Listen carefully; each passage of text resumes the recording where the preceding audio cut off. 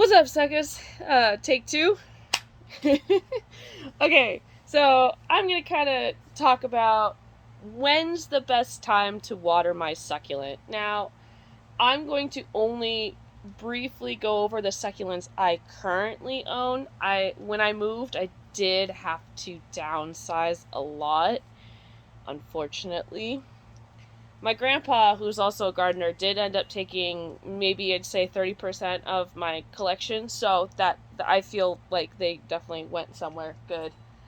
Um, so when I first moved, all of the succulents that are currently in this greenhouse, there are a couple that are still in the front yard, but those weren't really in dire need.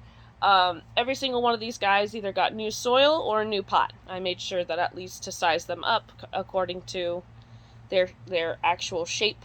And also when I did the new soil, it helped me look at what was underneath so I could see if they were root bound, or if I could see if their soil had just completely like dried and compacted, and there was no way that even if I watered it, any of my roots would get water. So that's the first and foremost thing that I did. I did give them a little bit of time to adjust to the new environment. So I was living up by the ocean, and I am down in the valley. It's much, much warmer. So there's like number one thing for me personally to look out for. Also, I'm paying attention to what time I'm watering them. I'm still watering them once a week, but now it's either first thing in the morning or later in the afternoon. The reason for that is that the heat hasn't necessarily touched anything, whether it be the grass or the concrete, or currently these guys are just sitting on a back porch. Majority of the time they get the shade. They're still receiving sun, but they're not in the sun. These are the particular ones that don't like sun, so I have kind of adjusted accordingly. So one of the reasons that I'm doing that is because I'm trying to pay attention to how much water they're all receiving, as well as how much water they're retaining. And if I do that in the middle of the day, there's too much heat outside for anything to really solidify and stick. So if I give them water, then they're just going to try to soak it up as fast as possible. And I'm not going to be able to pay attention to how much water I'm giving them, as well as you've got the possibility of it just evaporating into the air. Oh, it's hot out. Well, at least my soil's wet, I think. So first thing in the morning, the heat from the sun hasn't necessarily touched anything. I don't really have to worry about any of the sun refraction from the grass or the concrete, or wherever you end up housing your own personal succulents. And second, I'm also able to see, as far as the soil content, how much water is still there, how much is left over. Because some of these succulents I can water once a week, like, I previously discussed, where some are being watered on Thursdays, some are being watered on Saturdays. They're all kind of on the same schedule now. But then at the same time, I'm paying attention to what species of succulents I have. So these are all individual. I have no repeats in this particular greenhouse. I do still have some sibling succulents and some like transplants, leaves that have fallen off. I'm trying to regrow, so the propagations. But other than that, those are put in individual places according to how much sun or how much water they kind of need. And also I'm trying to pay attention to a trickle down effect. So some at the bottom like a little bit more water, some at the top look like a little bit less water. So I'll let things kind of dribble as they go, and if I see something's kind of filling up with water a little more than it should be, then I'll just rotate it in the group and still manage and pay attention to how much is getting what water. So yeah, it's just smarter for you and me, especially if we're in this heat. Water first thing in the morning or later in the afternoon. If you have to water during the day, just make sure it's not in direct sunlight. Otherwise you could lose all that water, evaporate, and then you go not realizing, oh, I'm just gonna water it again because it looks dry, and well, you've overwatered your succulent, and now what? So that's just a little tidbit, something that I was thinking of the past couple days. Um, hope all of your 4th of Julys were great. Mine was eventful.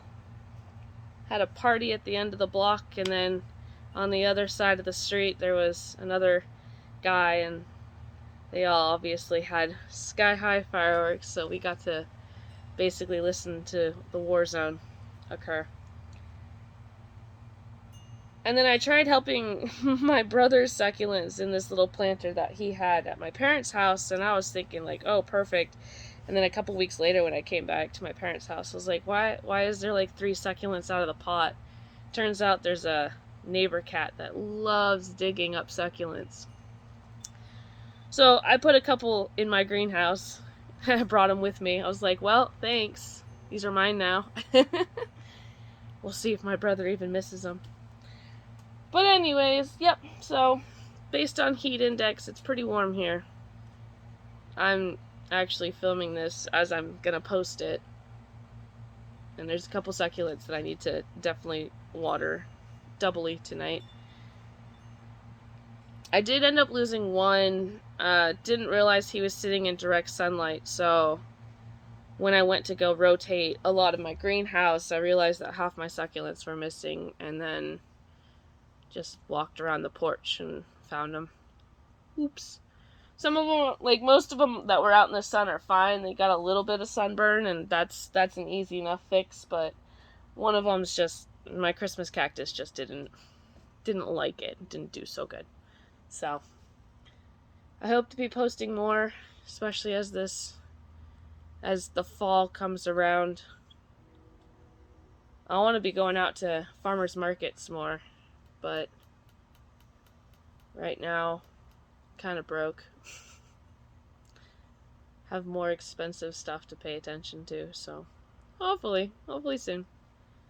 Have a crap ton of pots to pick from, that's for sure. Just not a whole lot of plants yet. But I'm also working on some propagations, like I said, so hopefully those will take off here soon. And then with the propagations, I was even paying attention to somebody on Reddit. They were showing chicks and hens' heads that had just fallen off naturally from their succulent. And they were asking, oh, is there even a way to, like, fix them? And I'm like, they're succulents, dude. Just stick them on top of soil. So then I kind of had to, explain the process. When you have that first thing that's going to pop up is aeration roots, the little pinkies. And then you're going to have more white roots, but everything's going to be super slow. So leave everything just sitting on top of soil. Don't soak the plant, just spritz the soil. That way it kind of encourages the growth of the roots. Once the roots show up, then you can kind of bury it a little deeper. Then you can start watering, but you don't want to overwater again because the roots don't go that far, so you don't want to drown your plant. So hopefully that person took some advice. I've done it before. I've done it with like several of these actually. So yeah, in the process of the move, there was one succulent, specifically my cactus, that I had previously saved, and he got a new boo-boo, but he's, it's not an open wound. He's scarring up pretty nicely. He's doing fine. Definitely miss my cucumber bros, though. Those are my pride and joy. I worked really hard on those two. Had to leave them behind. Had to leave a lot behind. Made me really sad, because that was a lot of, like, what got me into this. So, oh, the process of moving. But I did get a good collection. My grandpa got a good collection. I'm happy that he has some. So we'll see what direction we go in. Now I'm gonna be that really weird YouTuber that I'm just gonna say, please like my video, please watch my video. I've noticed that I get maybe 3 people that watch my video maybe the first 5 minutes. Have a lot of subscribers that don't watch. Someday soon. Anyway, peace out, suckers.